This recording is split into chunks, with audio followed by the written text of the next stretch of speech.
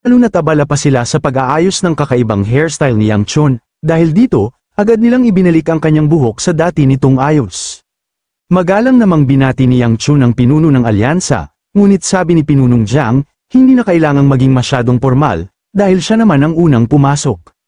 Namula ang mukha ni Yang Chun at naisip niyang dumating ito sa pinakamalalang oras, halos mamatay siya sa hiya, kaya tinanong niya ang pinuno ng alyansa kung bakit ito naroon. Ipinakita naman ni Pinunong Jiang ang isang papel, ang rekomendasyon na isinumiti ni Yang Chun. Tinanong niya kung ang liham bang yun ay isinulat mismo ng Aura Supreme para sa kanya. Naisip ni Yang Chun na maaaring magdulot ito ng problema, kaya ayaw niyang tanggapin ang anumang bagay na galing sa ikalawang nakatatanda, si Elder Ryan. Ngunit ipinaliwanag niya na hindi niya tinanggap ang sulat ng direkta mula rito. Sinabi naman ni Pinunong Jiang na natanggap niya ang liham mula sa ibang tao, at tinanong si Yang Chun kung nabasa na ba niya ang likod ng pahina ng rekomendasyon. Nagulat si Yang Chun sa tanong, hindi pa niya nababasa ang likod ng dokumento, at hindi siya makapaniwala na maaaring may nakasulat pa roon. Inabot ni Pinunong Jiang ang papel sa kanya at pinayuhan, mas mabuti sigurong siya na mismo ang tumingin. Agad namang kinuha ni Yang Chun ang dokumento at binasa ito upang malaman ang nakasulat sa likod, at nang mabasa niya ang sulat, laki ang kanyang mga mata sa gulat, hindi siya makapaniwala sa nilalaman ng nakasulat doon. Binasa ni Yang Chun ang sulat, at nakasaad doon sa ngalan ng video na inirekomenda siya ng Aura Supreme, si Guyang Chun ng Shengxi, bilang isa sa kanyang alagad na personal niyang sinasanay, kahit pa madalas daw itong tamad. Nang mabasa niya ito, naguluhan siya sa nilalaman. Habang ipinagpapatuloy niya ang pagbabasa, isinaad ng Aura Supreme na si Yang Chun ang batang balang araw ay sisira sa Heavenly Demons, tiniyak pa nitong naniniwala siya na mangyayari yun, at lubos ang kanyang pag-asa. Nagpasalamat din siya sa yaman, na ani ay maibabalik niya sa pamamagitan ng kanyang disipulo. Binigyan pa niya ng bilin ang leader ng alliance na huwag nang magalit tungkol dito. Matapos basahin ang sulat, ibinalik ni Yang Chun ito sa leader ng alliance, ngunit may gumugulo sa isip niya tungkol sa pagiging disipulo at sa sinasabing kayamanan. Napaisip siya kung ano ang lahat ng iyon. Ipinaliwanag naman ng leader ng alliance na sigurado siyang mula yun sa Aura Supreme dahil sa sulat kamay at selyong mahirap kopyahin. Nakakikilabot pa raw isipin na may maglalakas loob na magpanggap bilang Aura Supreme. Napaisip si Yang Chun nang sinabi nitong kailangan niya ng beripikasyon mula mismo sa kanya. Kaya tinanong siya ng leader kung siya nga ba ang disipulo ng Aura Supreme. Hindi agad nakasagot si Yang Chun, hindi niya ito narinig kailanman, pati na sa kanyang nakaraang buhay, na naging disipulo siya ng Aura Supreme. Hindi niya lubos maisip kung biro lang ba ito, ngunit napagtanto niyang kailangan niyang sabihin ang totoo. Ipinahayag niya na hindi siya disipulo ng Aura Supreme, at wala siyang ideya tungkol sa nilalaman ng liham. Nang marinig yun, napaisip ang leader ng alliance sandali, bago humingi ng paumanhin dahil naabala niya si Yang Chun. Paalis na sana ang leader ng alliance nang habulin siya ni Yang Chun, tinanong niya kung yun na ba ang lahat ng nais nitong itanong. Binanggit ng leader na nagtataka lamang siya kung saan napunta ang Aura Supreme dahil bigla na lamang itong nawala. Nakita rin niya na wala ring alam si Yang Chun, kaya wala na itong mahihita pa. Nakangiti niyang sinabi kay Yang Chun na kahit ano paman, tunay ang rekomendasyong yun kaya wala siyang dapat ipag-alala sa pagpaparehistro. Mas nagulat pa raw siya na nakamit ni Yang Chun ang ganoong kasanayan nang hindi pala siya disipulo ng Supreme. Nagpaalam siya at sinabing umaasa siya sa magandang pagpapakita ni Yang Chun sa pagtitipon mamaya. Nagbigay galang naman si Yang Chun at nagpasalamat sa oras nito. Pagkaalis ng leader ng alliance, napahawak si Yang Chun sa ulo dahil sa inis at minura niya ang ikalawang nakatatanda, si Elder Ryan, na nagiging sakit ng ulo niya. Sa labas, nagulat si Muyan sa pagwawala ni Yang Chun sa loob. Iniisip niya kung sino ba ang tumatawag sa kanya bilang disipulo ng Aura Supreme, at baka nagsugal na naman ang matandang yun o kung ano man ang ginawa nito. Patuloy na hinahawakan ni Yang Chun ang kanyang ulo, sinisisi ang sarili dahil sa pagsusumite ng sulat na galing sa kanya. Hindi niya inaakalang tatawagin pa siyang disipulo ng Aura Supreme. Naisip niya na nais lamang malaman ng leader ng alliance ang lahat, at marahil interesado ito dahil isa sa tatlong Supreme ang biglang nawala at ngayong ito ay nagpadala ng liham tungkol sa kanyang sinasabing tagasunod. Naging seryoso ang mukha ni Yang Chun habang iniisip na maging ang ama ng lalaking yun ay walang ibang ginawa kundi maging hadlang. Alam niya kung ano ang ginagawa ng Aura Supreme sa ngayon, at umaasa siyang nasagot na niya ang tanong nito. Pero kahit may alam siya, mahirap pa rin niyang kilalanin ang Aura Supreme sa kasalukuyan niyang kalagayan. Bigla niyang naalala ang bahagi ng sulat tungkol sa kayamanan na ipapadala sa disipulo nito. Naalala niya ang ibinigay sa kanya ni Elder Ryan at ang bili nito tungkol sa tamang paggamit ng pera. Dahil dito, agad niyang hinanap ang supot sa kanyang damit. Nang makita niya ito, binuksan niya at ibinuhos ang laman sa sahig. Bumagsak ang maraming gintong barya, ngunit hindi yun ang hinahanap niya, isang singsing ang kailangan niya. Nang makita niya yun, minura niya ulit ang matanda dahil sa inis, habang naaalala ang pagpapasalamat nito sa kanya. Matapos ang insidenteng yun, lumipat ang eksena sa isang malaking piging, naabala dahil sa dami ng tao. Sa kabilang mesa, may isang lalaking nagrereklamo dahil oras na ngunit hindi pa nagsisimula ang okasyon, sa tingin ng kasama niya, may nangyari siguro. Pabulong pa nitong sinabi na ang pinakamahalaga ay tingnan niya ang unahan dahil tila may mga magagandang bisita ngayon. Napatingin naman ang lalaki sa kanyang likuran at nakita niya ang isang babaeng may mahabang puting buhok na nakaupo sa kabilang mesa. Una niyang kinilala ang Poison Pick kung saan siya dating sumali, at napansin niyang mas mukhang mas mature na ito kaysa dati. Samantala, nababahala si Soyo habang iniisip kung kailan darating ang tagapagmana ng angkan ng Gu, si Yang Chun. Sunod naman niyang nakilala si Bea, mula sa angkan ng Namgang, na tahimik na naghihintay. Namangha ang lalaki dahil hindi pa siya nakarinig tungkol sa ganitong kagandahan mula sa Namgang, iniisip pa niya kung may kaugnayan ba ito sa Lightning Dragon, kahit hindi gaanong nagbihis, hindi matatawaran ang ganda nito. Habang nagmamasid siya, bigla siyang napatingin sa kanyang likuran nang may dumaan na isang babae. Dumating pala si Moyong, at agad niyang nasabi na mas maganda pa ito kaysa sa Snow Peak. Lumapit si Moyong kina Soyo at Bea at nagtanong kung hindi pa ba dumarating ang tagapagmana ng Go Clan. Nabigla si Soyo sa kanyang pagdating, ngunit agad din siyang tumugon na medyo nahuhuli pa yon. Nagtaka naman si Bea at tinanong kung bakit naroon si Moyong, hindi ba't dapat kasama niya ang kanyang grupo. Ipinaliwanag naman ni Moyong na hindi pa niya nakikita ang Lightning Dragon mula noong dumating sila roon. Inakala pa ni Moyong na alam ni Bea kung saan ito naroroon, ngunit sagot ni Bea, malamang ay darating iyon sa lalong madaling panahon. Samantala, ang lalaki sa kabilang mesa ay labis na namangha na makita ang tatlong babae na nagtitipon sa isang lugar. Maya-maya, tumayo siya at sinabi sa kanyang kasama na may bakanteng upuan pa roon at marahil ay susubukan niyang sumali. Nabahala ang kasama niya dahil malapit nang dumating ang pinuno ng alyansa, kaya mas mabuting manatili na lamang siya. Ngunit buong determinasyon niyang sinabi na tanging matatapang lamang ang nakakahanap ng tunay na pag-ibig, ipinakilala pa niya ang sarili bilang si Huangbo Chui, at ipinangakong ipapakita sa kanyang kasama kung ano ang kanyang kayang gawin. Diretso siyang lumapit sa mesa ng tatlong babae at nagpakilala, sabay sabing mukhang may bakanteng upuan doon, kaya't maaari bang sumama siya sa kanilang mesa. Napansin agad ni Moyong ang suot nilang mga damit at nakilala niyang mula sila sa angkan ng Huangbo, isang kilalang angkan, bagamat hindi kasing antas ng apat na pangunahing angkan. Naiinis naman si Soyo dahil may taong nakakakilabot para sa kanya na basta-basta lumalapit sa ganitong okasyon, habang si Bea ay nanatiling tahimik, nakatakip ang mukha, at halatang iritado. Humingi ng paumanhin si Soyo at ipinaliwanag niyang may nakalaan ng nakaupo sa pwestong yun, ngunit iginiit ng lalaki na may pang-apat pang bakanteng upuan at sigurado siyang para sa kanya yun. Nainis si Soyo at mariing sinabi na ang upuang yun ay nakatakda para sa kanila, kaya mas mabuti pang humanap siya ng ibang lugar. Bigla namang hinawakan ng lalaki si Moyong at sinabihan nitong huwag maging sobrang malamig, hiling niya na hayaan siyang umupo roon dahil magandang oportunidad daw yun para magkakilala sila, iminungkahi pa niyang isama na rin nila si Snow Peak. Sa sobrang inis, hinawi ni Moyong ang kamay ng lalaki, nagulat ito, ngunit binyantaan agad ni Moyong na huwag siyang hahawakan ng walang pahintulot. Dahil sa ginawa ni Moyong, sumiklab ang galit ng lalaki. Inihanda niya ang kanyang kamay para hampasin ito, at sinabing wala itong kwenta at puro ganda lang kaya kailangan daw niya itong turuan ng tamang asal. Ngunit biglang dumating si Yang Chun at hinarang ang pag-atake. Nagulat ang lalaki kung sino ang may lakas ng loob na hamarang sa kanyang daan. Maya-maya, tumulo ang malamig na pawis sa kanyang noo nang makita niyang baluktot na ang sarili niyang kamay. Nagulat ang lahat nang sumigaw ang lalaki sa matinding sakit dahil sa nangyari sa kanyang kamay.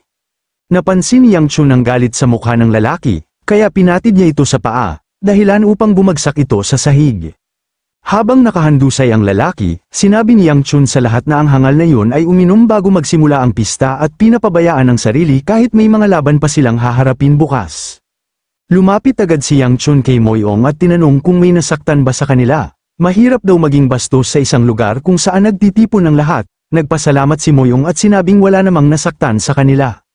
Samantala, sa likuran ni Yang Chun, pabulong na sinabi ni Muyan kay Sola na parang mas astig kumilos siya ngayon kumpara noong nakita niya itong nagsasanay sa talon. Tanging sagot naman ni Sola, wala siyang maalala tungkol sa nasabing talon. Ilang sandali lang, biglang may pumalakpak at nagsabing napakahusay. Napalingon si Yang Chun, at sinabi ng bagong dating na halos napilitan siyang ipakita sa pinuno ng alyansa ang isang hindi magandang pangyayari, ngunit mahusay naman niyang naayos ang sitwasyon.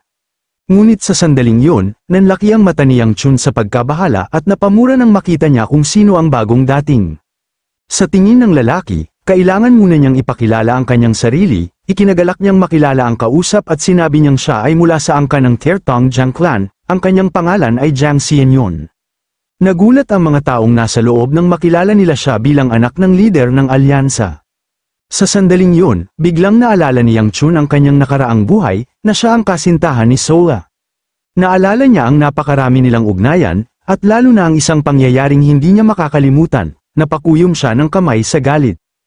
Muling sumagi sa isip niya ang daan ng pintuan ng demonyong kaharian, na biglang lumitaw mula sa kawalan sa pagtitipo ng Dragon at Phoenix, isa sa mga dahilan ng pagbukas nito ay siya.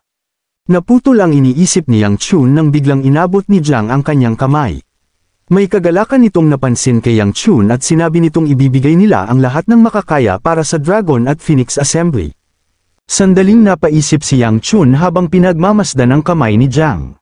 Pagkatapos ay biglang may sumilay ng ngiti sa kanyang mukha, tila may binabalak, humingi siya ng pasensya dahil sa nahuling pagpapakilala. Sa huli, sinabi niya na siya si Gu Yang Chun, mula sa Shengxi ng Gu Clan. Hinawakan ni Yang Chun ang kamay ni Jiang at masaya niyang nakilala ang lalaki. Ngunit biglang bumigat ang tensyon sa paligid. Napangiwi si Jiang dahil sa tindi ng sakit, habang tinitingnan siya ni Yang Chun na may ngiti. Sa isip naman ni Jiang, napagdesisyon na niyang mayabang ang taong ito dahil sinusubukan siyang sukatin sa pamamagitan ng handshake, ngunit iniisip ni Yang Chun na mali si Jiang kung akala nitong hindi niya napapansin ang chi na umaagos sa kamay nito. Nang makita ni Soyo ang pangyayari, nabahala siya habang patuloy pang hinihigpitan ni Yang Chun ang pagkakahawak. May biglang nagpagitna sa kanila, hinawakan ang kamay ni Yang Chun, dumating si Bea at pinigilan siya sa kanyang binabalak, tinanong niya si Yang Chun kung ano ang nangyari sa kanya. Nang mabitawan ni Yang Chun ang kamay ni Jiang, napahawak si Jiang dito at nabanggit na ang pagbati ni Yang Chun ay mas masigla pa kaysa sa inaasahan niya. Nagulat siya at nagtaka kung paano nagkaroon si Yang Chun ng ganoong lakas. Iniisip kasi niyang hindi kasama ang Gu Clan sa Shooting Star. Para kay Jiang, ang ibig sabihin noon ay hindi pinagpala ang Gu Clan, kaya para magkaroon sila ng ganoong kapangyarihan, kailangan ay nasa tuktok sila ng pakikidigma, ngunit biglang may umagaw sa kanyang atensyon. Sa hindi kalayuan, naramdaman niya ang presensya ni Sola. Napatanong siya kung sino ang babaeng tagapaglingkod na nakatitig sa kanya na parang may intensyon siyang patayin. Habang hawak pa rin ang kamay niya, nagtataka siya kung ano ang nangyayari, hindi niya maalala na mayroon siyang nagawang dahilan upang kaputin siya ng ganoon. Dumating ang lider ng alyansa at inutusan ng lahat na umupo at tumahimik, humingi siya ng paumanhin dahil pinaghintay nila ang kanilang mga bisita. Nakangiti niyang sinabi na dahil gabi na, sisimulan na nila ang pista. Sandaling humupa ang tensyon sa pagitan ni Yang Chun at Jiang sa pagdating ng lider ng alyansa. Biglang nagsalita ang isang tagapaglingkod at humingi ng paumanhin sa abala habang nagaganap ang pista. Nakiusap siyang bigyan sila ng pansin dahil ipapahayag na nila ang mga bracket para sa paligsahan bukas. Pinakiusapan niya ang lahat na pumunta ayon sa kanilang nakatalagang ayos at kunin ang kani-kanilang tiket. Napatingin si Soyo nang sabihin ng babae kay Jiang na hindi pa niya nakikitang dumadalo ito sa ganitong kasiyahan. Natawa naman si Jiang at inamin na interesado siya ngayon. Ang sabi pa niya, ang kanilang clan ang mag-oorganisa ng susunod na pista. Nainis si Soyo sa nakita, iniisip niya kung bakit nga ba mahal ng mga babae ang mga malulokong lalaki tulad ni Jiang. Sa una pa lang, ang tagapagmana ng Gu Clan ang nag-ayos ng kaguluhan kanina, pero bakit hindi yon ang pinag-uusapan nila? Narinig rin niya ang usap-usapan ng mga tao tungkol sa nangyari kanina. Kinilala nila si Gu Yang Chun, at narinig nilang isa siya sa ilang disipulo ng Aura Supreme, kaya pala hindi ka panipaniwala ang lakas niya. Napapikit si Soyo sa tuwa dahil nakita na ng ilan ang tunay na halaga ng tagapagmana ng Gu Clan, ngunit naguluhan siya tungkol sa pagbanggit ng Aura Supreme. Sa sandaling yun, paulit-ulit na siyang tinatawag ng tagapaglingkod. Naputol ang iniisip ni Soyo, kaya humingi siya ng pasensya. sinabi naman ng tagapaglingkod na aabala niya ang proseso, kaya pinakiusapan siyang kunin na ang kanyang tiket. Natarante siyang lumapit upang kunin ang kanyang tiket habang paulit-ulit na humihingi ng pasensya, iniisip niya na kailangan niyang magbantay ng mas mabuti sa mga susunod na mangyayari. Habang hawak ang isang stick, inamin niya sa sarili na nag-iisip siya ng mga walang kwentang bagay tuwing naaalala niya si Gu Yangchun. Sinabi naman ng tagapaglingkod na kabilang siya sa Group 2, hanay 3, kaya nais niyang makita kung sino ang kanyang makakalaban. Nanlaki ang mga mata ni Soyo nang makita na ang kaharap niya ay si Jiang Xianyun. Napalingon si Yangchun nang biglang dumating si Soyo, tinanong siya kung anong bracket ang nabunot niya, at mabilis namang tumugon si Soyo na nasa Group 2 siya. Binanggit ni Yangchun na nasa ibang grupo sila, at tila nalungkot siya dahil hindi raw siya magiging masaya ngayon. Maya-maya, tinawag siya ni Soyo at nagtanong kung maaari ba siyang humingi ng isang bagay. Ilang araw ang lumipas, nagsimula na ang laban para sa Group 3, sa ika-9 na match. Si Gu Yangchun mula sa Shanxi ng Goklan ang lalaban kay Biyun Siem ng Biwei Faction. Sa sandaling yun, naghahanda ang dalawa para sa tunggalian. Nagsimula ng umatake si Biyun Siem habang kalma lang si Yangchun sa kanyang kinatatayuan nang simulan ang ika-9 na laban. Sa isang iglap, tumilapon ang kalaban ni Yangchun palabas ng arena sa napakalakas na puwersa. Bumagsak ito sa labas, at ipinahayag ng tagapaglingkod na panalo si Gu Yangchun. Habang naglalakad siya palabas ng arena, biglang lumitaw si Chiyo. Pinagsabihan siya nito kung hindi ba siya nahihiya, dahil nakuha niya raw ang kanyang lakas mula sa regression at swerte. Pero ginagamit pa niya ito sa tournament ng mga bata, kahit papaano, sabi ni Chiyo, dapat daw ay ipakita naman niya na may effort siya. Nainis na tumugon si Yangchun, sinasabing alam niya namang para lamang siyang kumukuha ng candy mula sa sanggol, ngunit wala siyang oras upang mag-alala rito ngayon, kailangan niyang pumunta sa arena ng Group 2. Nabahala niyang iniisip, sa lahat ng tao, si Tang Soyo pa ang makakaharap ni Jiang sa unang round, at kahapon lang, naramdaman niyang medyo lumakas si Jiang, doon niya naalala ang nais sanang itanong ni Soyo sa kanya. Sa oras na yun, isang patak ng dugo ang tumulo sa sahig ng arena. Nakikita si Soyo na nakaluhod sa sahig, duguan at pagod, habang nakatayo si Jiang sa harapan niya. Pinuri ni Jiang si Soyo bilang isang poison pick, alam nitong bawal gamitin ang kanyang lasong sining, ngunit mahusay niyang nagamit ang kanyang mga nakatagong sandata. Habang hawak ni Jiang ang pasa sa kanyang mukha, ngumiti siya at sinabing kung totoong laban yun, baka tapos na siya. Hindi na raw nakapagtataka na kabilang si Soyo sa 5 dragon at 3 tuktok. Bakas sa mukha ni Soyo ang sobrang pagod at matinding bagbog, habol ang hininga dahil sa tindi ng labanan. Pero hindi siya ganoon kadaling sumuko, napakuyom niya ang ngipin, puno ng determinasyon. Muli siyang tumayo, kinuha ang kanyang mga patalim, at inihagis ang mga ito kay Jiang, ngunit wala itong kahirap-hirap na sinalag ni Jiang gamit ang kanyang espada, habang nagtatalsikan ang mga patalim sa paligid. Ngunit hindi pa tapos ang pag-atake ni Soyo, mahigpit niyang hinawakan ang isang patalim, at buong lakas at bilis na sumugod kay Jiang. Sa kasamaang palad, wala pa ring nagawa ang mabilis na galaw ni Soyo sa mas mabilis na pag-iwas ni Jiang sa bawat pag-atake. Dahil dito, pinagsabihan siya ni Jiang na mas mabuti pang sumuko na lang siya ngayon. Kasabay nito, hinawakan niya ang kamay ni Soyo na may hawak na patalim at ibinagsak sa kanya ang isang napakalakas na sipa, tumama sa katawan ni Soyo na may matinding impact. Dahil sa lakas ng sipa, napalipad si Soyo at bumagsak sa labas ng arena. Habang nakabulagte sa sahig at duguan, iniisip niyang masakit hindi lang sa katawan, kundi pati sa kalooban, tinanong niya ang sarili kung dapat na ba siyang sumuko, dahil halata naman ang magiging resulta. Iniisip niya na bilang anak ng leader ng alyansa, paano pa siya magkakaroon ng pagkakataong manalo, ngunit biglang may umagaw sa kanyang atensyon. Agad siyang bumangon ng bahagya at tumingin sa kabilang panig ng arena. Doon, nakita niya si Yangchun, at naisip niya kung iniisip ba nito ang laban, o kung nag-aalala ba ito para sa kanya. Biglang nabuhayan ng loob si Soyo, dahan-dahan siyang tumayo at kinuha ang kanyang patalim, naisip niya na kapag kumikilos siya, hindi man gumagalaw si Yangchun, pero nandito ito ngayon, at para sa kanya. Habang iniisip yon, napangiti si Soyo at nagpasalamat kay Jiang sa ipinakita nitong kabutihan. Pagkatapos, tumayo siya ng matatag at iwinasiwas ang kanyang patalim, matigas niyang sinabi na hindi pa niya ipinapakita ang lahat ng kanyang kakayahan, kaya hindi pa siya susuko. Dahil sa ipinakita ni Soyo, naging interesante siya para kay Jiang, naisip niya kung ano ang nagtutulak kay Soyo para lumaban ng ganito kalayo, saglit na nagtipo ng lakas si Soyo, at nang idilat niya ang kanyang mga mata, napuno yun ng intensyon na pumatay. Pagkatapos, inilabas niya ang kanyang kapangyarihan, at naglitawan ng napakaraming berdeng ahas na dumaluyong patungo kay Jiang. Sa nangyari, bakas sa mukha ni Jiang ang pagkabahala sa biglang pag-ikot ng sitwasyon. Bago nagsimula ang labanan, nag-usap sina Yang Chun at Soyo, tinanong niya ito kung ano ang problema at kung ano ang kailangan niya para tawagan siya rito. Nagulat naman si Yang Chun nang sabihin ni Soyo na ang makakalaban niya bukas ay si Jiang. Nahihiya pang inamin ni Soyo na nais sana niyang sabihin ito pagkatapos niyang makapasok sa preliminary round, ngunit naisip niyang kailangan niya itong sabihin kay Yang Chun dahil hindi niya alam kung gaano kalakas ang kalaban at binigyan siya nito ng pagkakataon na magpaliwanag. Tinanong pa ni Soyo kung sapat na ba ang matalo niya si Jiang para makalaban siya. Pagkatapos, medyo inis niyang sinabi kung maaari ba siyang kausapin ni Yang Chun ng casual, tulad ng ginagawa nito sa kanyang mga tagapaglingkod na sina Sola at Bea. Nagulat si Yang Chun sa inasal ni Soyo, kaya sinabihan niya itong maaari naman niyang itanong kung nais niya, ngunit umiling si Soyo. Para sa kanya, kapag ginawa niya yun ay para na rin siyang natalo, kaya sandali siyang napaisip. Noon pa man, nakita lang niya si Yang Chun bilang isang magandang lalaki, pero matapos niyang obserbahan ito sa mga huling buwan habang naririto sila, napagtanto niyang mas mabait pa ito kaysa sa itsura niya.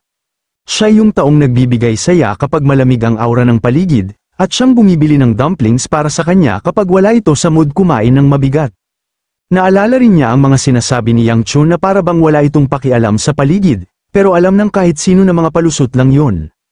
Alam ni Soyo kung gaano kabait si Yang Chun sa lahat, kaya paano ba niya hindi mamahalin ang isang taong ganoon, paano ba niya iiwasan na naising mapalapit pa sa kanya?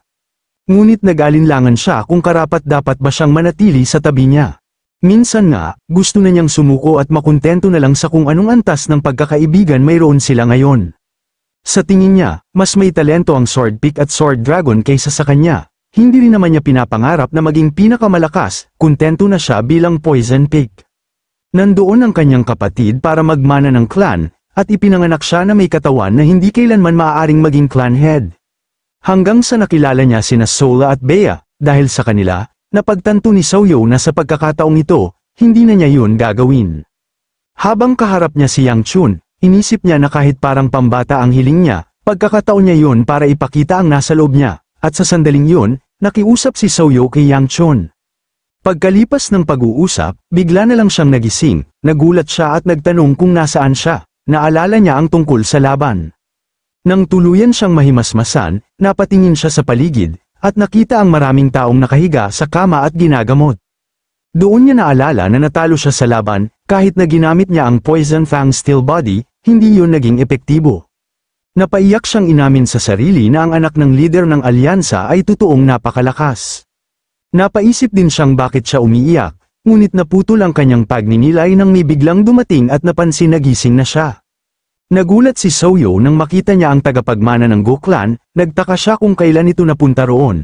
Tinanong naman siya ni Yang Chun kung bakit siya nagulat, sinabi nitong paparating na ang doktor at si Bea kaya maghintay na lang siya. Napahawak si Soyo sa kanyang mata at nahiyang inamin na ginawa niya ang pangako dahil akala niyang kakayanin niya. Ngunit pinagaan ni Yang Chun ang kanyang kalooban, ayon dito, sapat na ang lumaban siya hanggang sa huli.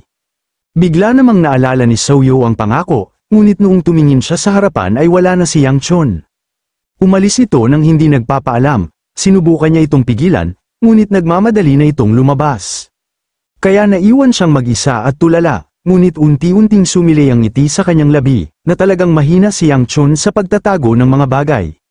Makalipas ang ilang araw, nagsimula na ang pangalawang araw ng preliminary round. Sa labanan, madaling tinalo ni Yang Chun ang kanyang kalaban, at ganoon din ang ginawa ni Bea. Nagulat ang mga manunood dahil natalo agad ang kanilang mga kalaban sa isang pag-atake lamang, sunod-sunod ang mga di kapani-paniwalang pangyayari simula kahapon, sinabi pa ng isang manunood na maaaring magkaroon sila ng bagong dragon o bagong peak ngayong taon. Samantala, sumagi sa isip ng lalaki si Jiang, patuloy itong nananalo laban sa Poison Peak at kapansin-pansin na hindi ito gaanong nakikipaglaban, kahanga-hanga ang kanyang mga kakayahan. Narinig pa ng matabang lalaki na ang batang yun ay anak mismo ng leader ng alyansa. Pagkatapos, tinanong siya ng lalaki kung sino para sa kanya ang mananalo, sumagot naman ng matabang lalaki na marahil ang batang Guyang Chun ang mananaig, dahil may kaugnayan ito sa Sword Peak at sa Tiger Hero, narinig din daw niya na disipulo ito ng Aura Supreme. Bigla namang sumulpot si Woojin, ang tagapagmana ng Pang, sa kanilang likuran at sinabing sang-ayon siya, ang tagapagmana ng Go Clan ang tiyak na mananalo. Sobrang nagulat ang matabang lalaki sa kanyang pagdating, sinabi naman ng isa pang lalaki na nakita na niya ang batang ito sa isang lugar dati, kaya tinanong niya ito kung hindi ba siya ang Pang Woojin, ang nakaraang Divine Dragon, akala raw niya ay hindi sumasali ang Hebei Pang sa ganitong paligsahan. Tumawa si Woojin at humingi ng paumanhin dahil nagulat niya sila. Mula sa itaas, napatingin si Woojin sa ibaba at nakita si Yang Chun na papalapit kay Bea, ipinahayag niya sa dalawa na mayroon siyang sasabihin sa alyansa. Nagulat naman si Bea dahil napakadali lang muli ng kanyang pagkapanalo, tumugon siya na pareho lang sila, hindi niya man lang nakilala kung sino ang kanyang kalaban. Napabuntong hininga si Bea, hindi siya nasisiyahan sa pakikipaglaban sa mga taong yun, gusto lang niyang mapabilis ang pagtatapos. Napaisip naman si Yang Chun kung bakit sobrang tutok si Bea sa pakikipaglaban sa kanya mismo. Tinanong niya si Bea kung nakita ba nito si Sola dahil hindi pa niya ito nakikita mula pa kaninang umaga. Sinabi naman ni Bea na nasa labas lang si Sola, hindi makapaniwala si Yang Chun, yun din ang ginawa ni Sola kahapon.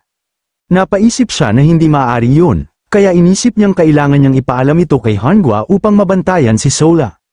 Lumipat ang eksena, makikita ang isang kuweba, sa loob, may isang lalaking tumatakbo palabas, hingal na hingal at pagod na pagod.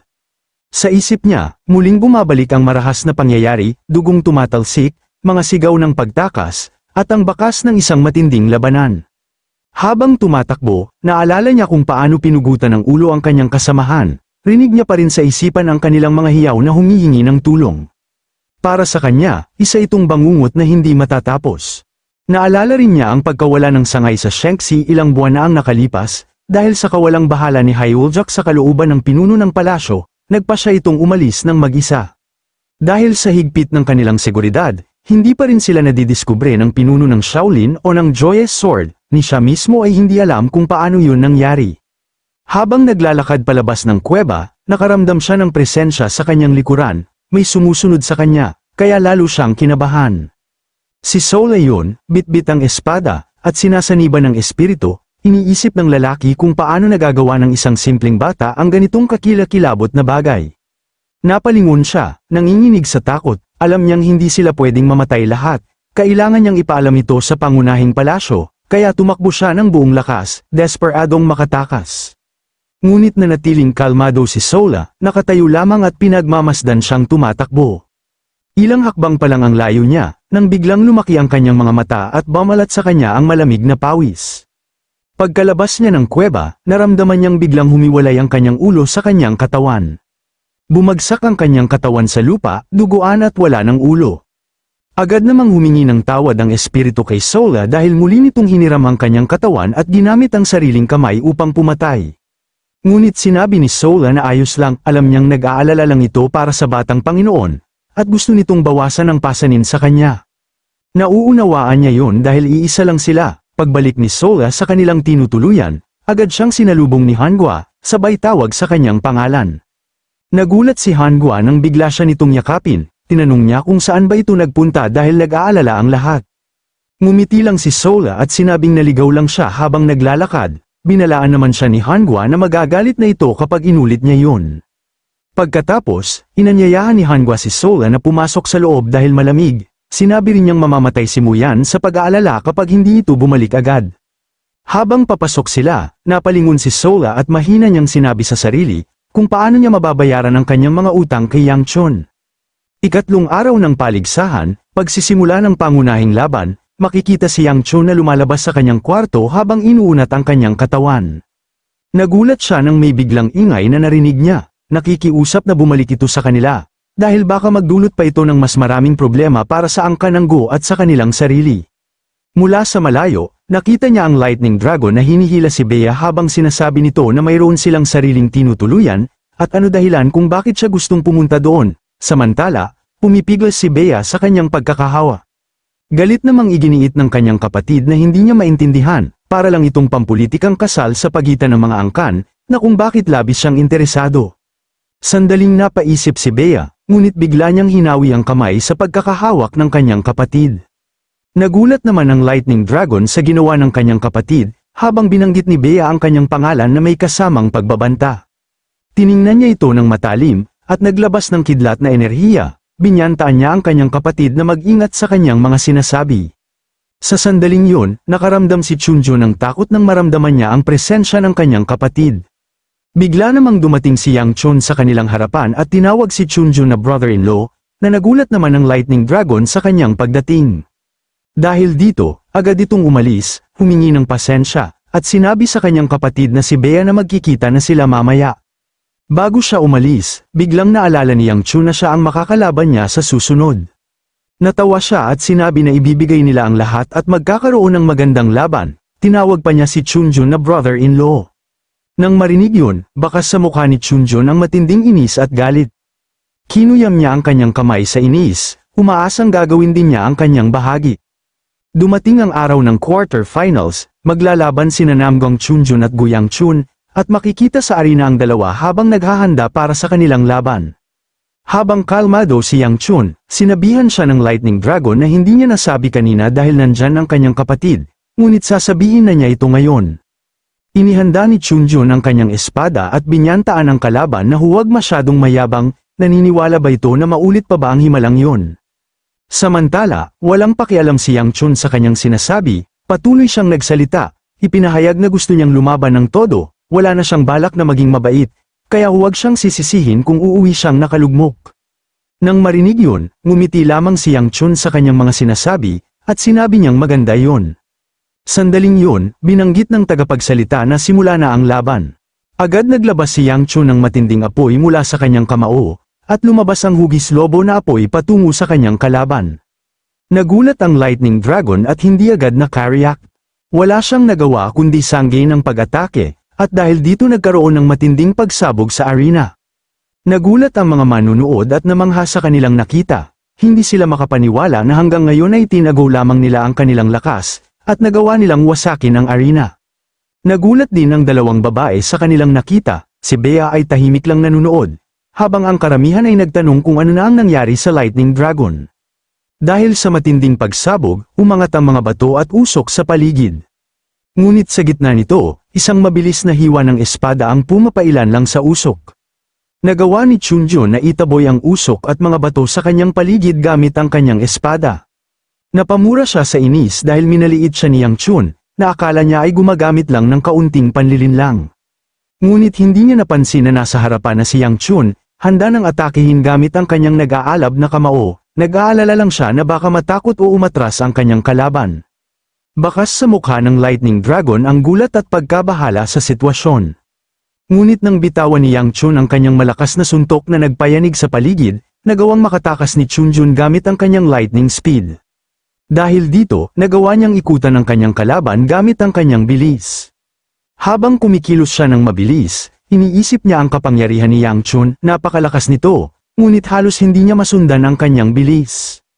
Sa isip niya, basta hindi lang siya matatamaan ay wala ring halaga ang kanyang pag-atake, patuloy siyang mabilis na kumikilos, inihahanda ang sarili upang atakihin si Yang Chun habang wala itong depensa, at ginamit niya ang kanyang espada para tapusin ang laban. Ngunit nagulat ang Lightning Dragon nang makaiwas si Yang Chun sa kanyang mabilis na pag-atake sa pamamagitan ng pagyuko. Sa sandaling yun, ginamit niya ang pagkakataon, habang bukas ang depensa sa dibdib ni Chunjun, tinawag niya itong tanga, at inihanda ang kanyang nagliliyab na kamao. Wala nang pagkakataon para makaiwas ang Lightning Dragon, buong lakas niyang tinanggap ang malakas na suntok ni Yang Chun na tumama direkta sa kanyang dibdib, kitang-kita ang matinding puwersa ng suntok. Dahil sa matinding impact, napasukan ng dugo si Chunjun at dama niya ang matinding sakit sa kanyang katawan. Napaisip siya na hindi makatwiran ang kapangyarihan ng kalaban. Muling umatake si Yang Chun, tumalon siya sa ere at muli niyang sinuntok ang Lightning Dragon sa baba. Habang yun, iniisip ni Chunjun kung ang lahat ba ng ito ay tunay na kapangyarihan na maaaring ilabas ng isang tao sa kanilang edad. Ngunit hindi pa doon nagtatapos ang pag-atake, ginamit ni Yang Chun ang kanyang dalawang kamay, inangat ito sa ere, at buong lakas nitong hinampes sa Lightning Dragon. Sa matinding impact, bumulusok ito pababa na may puwersang nagwasak sa sahig ng arena. Dahil sa matinding puwersa, umalon ang enerhiya sa paligid na nagpagalaw sa mga bato. Habang bumababa si Yang Chun, dahan-daang bumabagsak ang mga bato mula sa ere, kitang-kita sa arena ang matinding pagkawasak, at nagkaroon pa ng malalim na hukay. Galit naman ang Lightning Dragon habang tinitingnan si Yang Chun, hindi niya matanggap ang nangyari, iniisip niya na siya ang dapat nakahandusay ngayon, hindi niya maiwasang maramdaman ang galit at pang-aalipusta, na parang minamaliit siya ng kalaban. Naalala niya kung paano nagsimula ng mali ang lahat nang makilala niya ito sa Sichuan. Nagsimula ito nang matalo niya ang kanyang talento, habang unti-unting nagkakamali ang lahat. Ang kanyang magandang kapatid na babae ay naging sobrang baluktot ang pag-iisip, kaya nakuha niya ang kapangyarihang ito kahit hindi niya sinabi sa kanyang ama. Naalala rin niya ang sandaling sinabi sa kanya ng demonyo na mayroon siyang magandang katawan. Ibibigay sa kanya ang kapangyarihang basbas, ngunit hindi niya dapat gamitin ang kapangyarihang ito hanggat hindi pa ganap na maayos. Ngunit binaliwala ni Chunjun ang paalala, hawak ang kanyang espada. Alam niyang hindi pa siya handa, ngunit wala siyang pakialam. Ngayon, ang tanging gusto niya ay wasakin ang taong ito. Sa sandaling yun, umatake ang Lightning Dragon, taglay ang kanyang kapangyarihan. Nagulat si Yang Chun nang maramdaman niya ang kakaibang kapangyarihan. Gamit ang bilis ng Lightning Dragon, itinusok nito ang espada patungo kay Yang Chun, hindi siya umiwas, hinawakan niya ang espada sa gitna gamit ang dalawang kamay, at napaatras siya sa tindi ng lakas. Habang pinipigilan niya ang espada, napaisip siya kung saan nanggagaling ang kapangyarihan nito. Nang maramdaman niya ang pamilyar na kapangyarihan na bumabalot sa Lightning Dragon, nawala ang kanyang focus. Nabitawan niya ang espada, at dumiretso ito sa kanyang balikat. Napatawa si Chunjun sa tuwa, ipinagmamalaki ang diferensya ng kanilang kapangyarihan. Habang iwinasiwas niya ang kanyang espada, pinagsabihan niya si Yang Chun na isang walang kwentang tulad niya ay huwag dungisan ang kanyang mahal na kapatid. Nagawa namang iwasan niya ito. Habang patuloy na umatake ang Lightning Dragon, nagawa ding maiwasan ni Yang Chun ang bawat atake, kahit igigit ni Chunjun na ang kanyang kapatid na babae ay para lamang sa kanya. Ngunit sa sandaling muli niyang inihataw ang espada, ginamit ni Yang Chun ang kanyang kamao upang sanggay nito. Sa isang iglap, nagawa niyang basagin ang espada ng Lightning Dragon, kitang-kita sa mata ni Chunjun ang matinding pagkabigla sa nangyayari.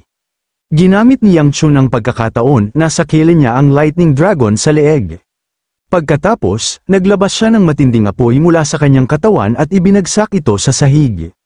Sa malamlam niyang tingin, tinanong niya si Chunjun kung saan niya nakuha ang ganitong kapangyarihan. Dahil sa mahigpit na pagkakasakal, hindi makapagsalita ang Lightning Dragon, iniisip niya sa sarili na hindi na siya makakahinga at kailangan niyang makaalis, habang pinipilit niyang pinaalis si Yang Chun at tinawag itong demonyo. Nagulat ang mga manunood sa nangyayari dahil hindi nila ito nakikita sa loob ng barrier. Kahit halos mawala ng malay ang Lightning Dragon, iniisip pa rin niya na kung hindi dahil sa kanya, makukuha na sana niya ang kanyang kapatid. Galit na sumigaw si Yang Chun, tinanong ang bagay na nakabaon sa kanyang kalooban, kung saan niya nakuha ang kapangyarihang yun, habang pilit nitong pinapasagot, ngunit sa sandaling yun, napalingon siya nang biglang may tumawag sa kanya, habang sakal pa rin niya ang Lightning Dragon.